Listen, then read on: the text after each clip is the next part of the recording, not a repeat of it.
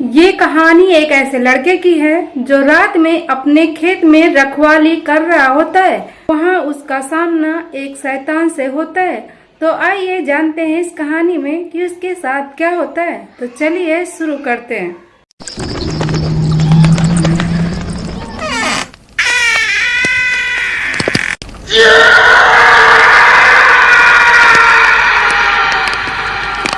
मेरा नाम हैरी है। मैं अमेरिका के कैलिफोर्निया के एक छोटे से गांव में रहता था। ये कहानी तब की है जब हमारे खेत में बाजरे की फसल उगी थी।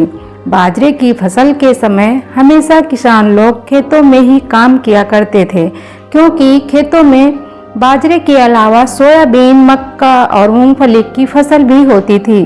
और गांव के खेतों में जंगली सुअरों और जंगली हिरणों का बड़ा आतंक था। ये जंगली जानवर फसलों को अक्सर बर्बाद कर दिया करते थे। खेत की रखवाली के लिए अक्सर मेरे फादर ही जाया करते थे। एक दिन मेरे पिताजी को कहीं बाहर जाना था, तो उन्होंने मुझसे कहा कि आज तुम्हें खेत पर ही रुकना है और खेत की रखवाली करनी है। मुझे इस चीज़ से काफ़ी नफरत थी। रात को खेत में रखवाली करना ऐसा भी नहीं था कि मैं कभी खेत पर नहीं रहता था, पर खेत में केवल दिन के समय ही जाता था। मुझे रात में थोड़ा डर भी लगता था। खैर, मुझे जाना तो था ही, क्योंकि पिताजी ने बोला था। मैं शाम को ही खेत में चला गया, और शायद जो लोग गांव में रहे हों उनको पता ही होगा कि गांव में अक्सर खेतों के बीच में 4 डंडे गाड़कर उन 4 डंडों पर एक छत का निर्माण कर दिया जाता है। हमारे यहाँ इसे डोम कहते हैं, जिस पर से आप पूरे खेत पर नजर रख सकते हैं तथा उस पर आराम कर सकते हैं। वैसे तो गांव के लोग भी खेतों में रात में रखवाली का काम करते हैं, पर हमारा खेत गांव से थोड़ा दूर था। हमारा खेत काफी बड़ा भी था, जिस कारण से खेतों के बीच में होने पर भी खेत से बाहर निकलने में ही 10 मिनट लग जाते थे।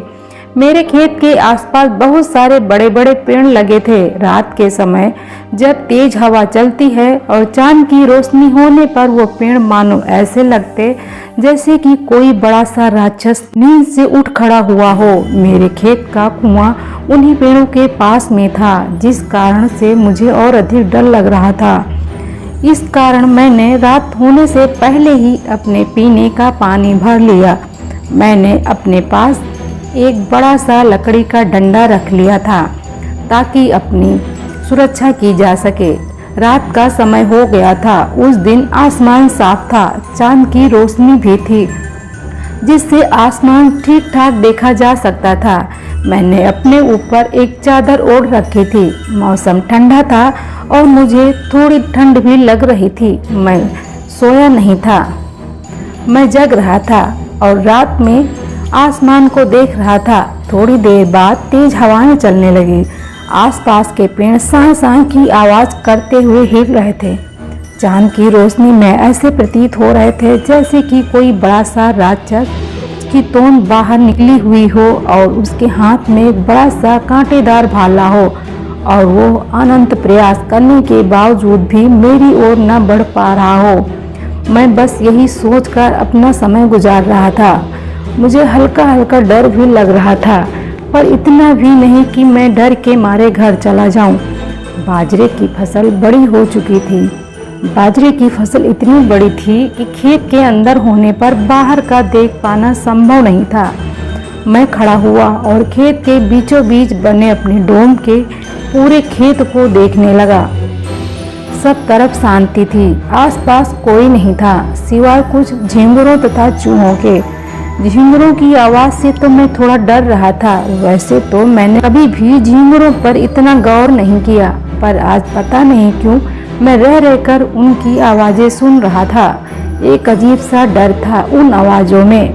थोड़ी देर बाद मैं सोने जा रहा था, पर जैसे ही मैं सोने गया, मुझे थोड़ी दूर बाजरे के खेत में से हिलने की आवाजें आने लगी।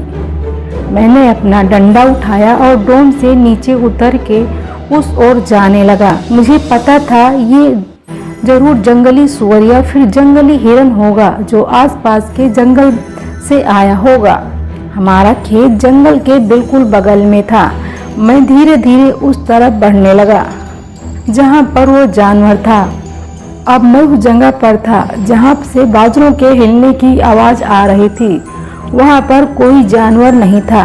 वहाँ पर मैंने देखा कि कई सारे बाजरों के पेड़ों को रौंदा गया था और वो रौंदने के निशान खेतों के बाहर की ओर जा रहे थे और मैं धीरे धीरे उस ओर बढ़ रहा था जिस ओर वो रौंदने के निशान जा रहे थे।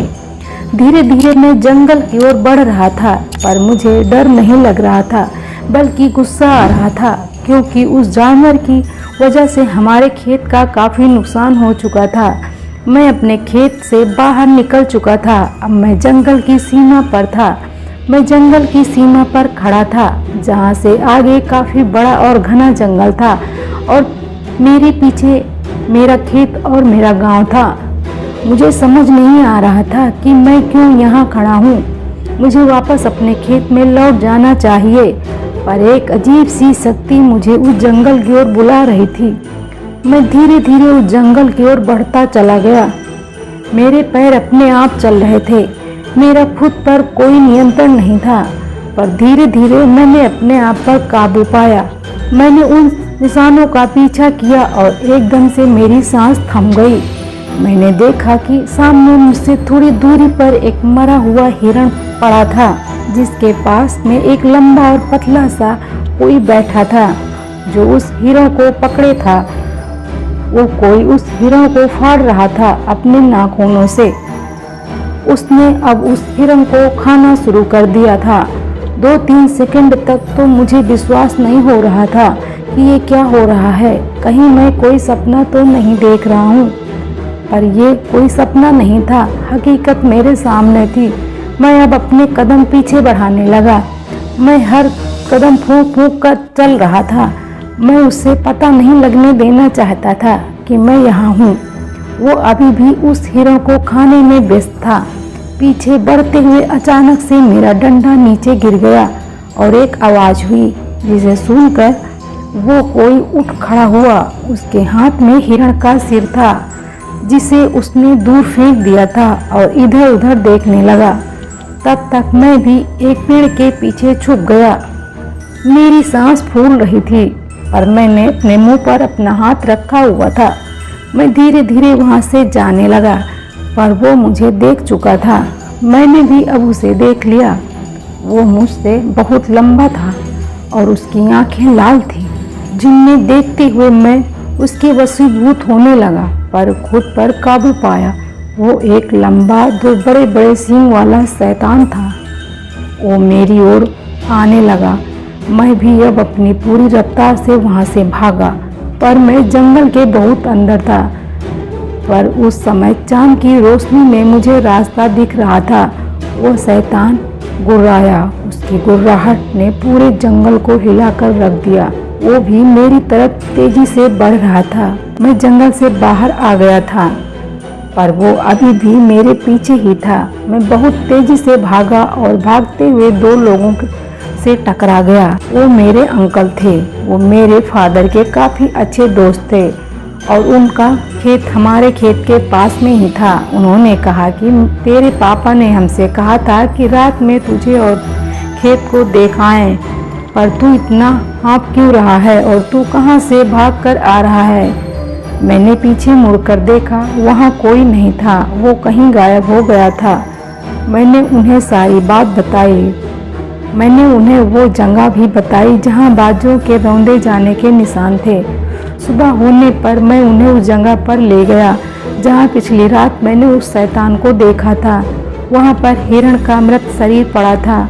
गांव वालों ने मुझसे कहा कि देख, शायद वो कोई जंगली जानवर था, भेड़िया होगा जिसने इस हिरण को मारा है। तुमने रात में उस जानवर को देखा होगा। मैं जानता था कि वो लोग मेरी बातों पर विश्वास नहीं करेंगे, पर जो मैंने देखा था वो एकदम सही था। सभी गांव वाले वहां से जाने लगे। मैं भी उनके पीछे गांव वापस जा रहा था। वो लोग मुझसे थोड़ा आगे निकल गए थे। मुझे तभी एक हल्का सा हवा का झोंका छूकर गया। उस झोंके में मैंने उसी रात वाले डर का अनुभव किया। मैं तेजी से भागकर गांव वालों के साथ शामिल हो गया। मुझे पता नहीं वो कौन था और वो कहाँ चला गया, पर वो चाहता तो मुझे बड़ी आसानी से मार या नुकसान पहुंचा सकता था, पर उसने ऐसा नहीं किया। शायद तो बस मुझे डरा के उस जंगल से दूर रखना चाहता था। शायद उसे जंगल में लोगों का दखल देना पसंद नहीं था। दोस्तों, आप लोग को ये कहानी कैसी लगी कमेंट करके हमें ज़रूर बताएं। तो अगर आपको हॉरर स्टोरी देखना या सुनना पसंद है तो प्लीज़ वीडियो को लाइक और चैनल को सब्सक्राइब कर लें। मिलते हैं आपको एक नई वीडियो में नई स्टोरी के साथ। तब तक के लिए बाय बाय।